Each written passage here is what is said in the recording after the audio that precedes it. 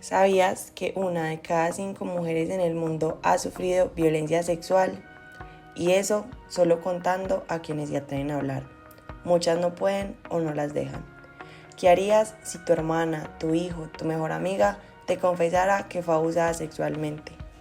La violencia sexual no es algo ajeno, está aquí, en nuestras casas, en nuestras escuelas, en nuestras iglesias, en nuestros silencios. ¿Qué es la violencia sexual? La violencia sexual no siempre se ve como en las películas, no siempre hay golpes ni gritos, a veces hay manipulación, chantaje, presión emocional, o simplemente alguien que no entiende o no le importa la palabra no. El consentimiento no es solo la ausencia de un no, es la presencia clara de un sí libre, informado, entusiasta. Si no hay consentimiento, hay violencia y punto.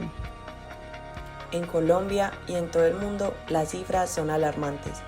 Niñas, niños, adolescentes, mujeres, personas con discapacidad son quienes más sufren esta violencia. Pero, ¿sabías que la mayoría de casos ni siquiera se denuncian? ¿Por qué? Porque hay miedo, porque no hay confianza, porque cuando una víctima habla, muchas veces el mundo le da la espalda. En Colombia, según los datos del Instituto Nacional de Medicina Legal, más del 85% de las víctimas de violencia sexual son mujeres, y en su mayoría son menores de 18 años. En más del 80% de los casos, el agresor es alguien que la víctima conoce, ya sea un familiar, un vecino o un profesor. Tal vez nunca sabremos cuántas historias han sido silenciadas, ya sea por miedo o por vergüenza. Y cada historia no contada también es una herida que esta sociedad ha dejado abierta.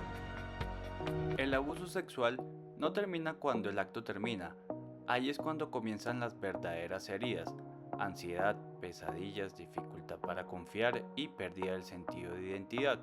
Muchas víctimas viven años creyendo que fue su culpa o que su cuerpo ya no les pertenece. Imagina crecer sintiendo vergüenza de ti misma por algo que no elegiste. Imagina que el recuerdo de lo que te pasó te acompaña hasta cuando duermes. Y, sin embargo, seguimos esperando que superen lo que vivieron como si fuera tan fácil. La salud mental enfrenta una deuda histórica con las víctimas de violencia sexual. Hasta el 30% de las mujeres en el mundo han sufrido de violencia sexual o de pareja durante su vida. Después del abuso, entre el 60 y el 90% desarrollan síntomas de depresión, ansiedad o estrés postraumático.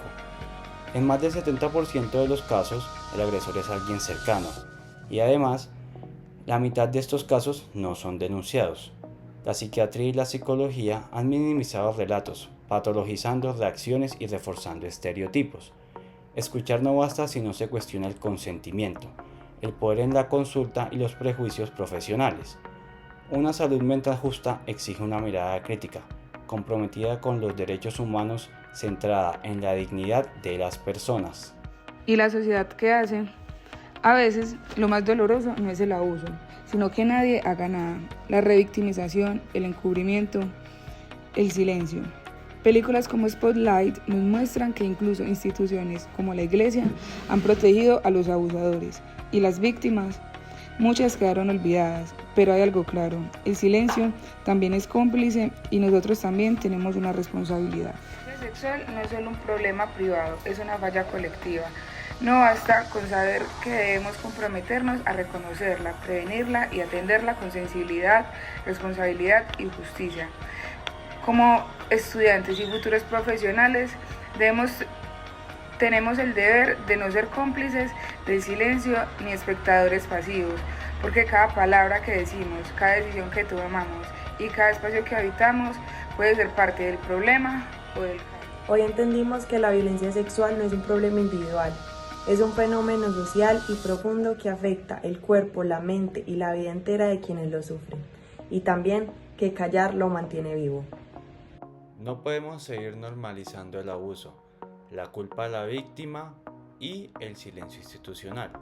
Como estudiantes, como futuros profesionales y como seres humanos, tenemos una gran responsabilidad. Escuchar, creer, acompañar, actuar. La violencia sexual no se supera en soledad. Necesitamos una sociedad que sane con justicia, con educación y con empatía. Porque el primer paso para sanar es que alguien te crea, y el primer paso para cambiar es que todos abramos los ojos.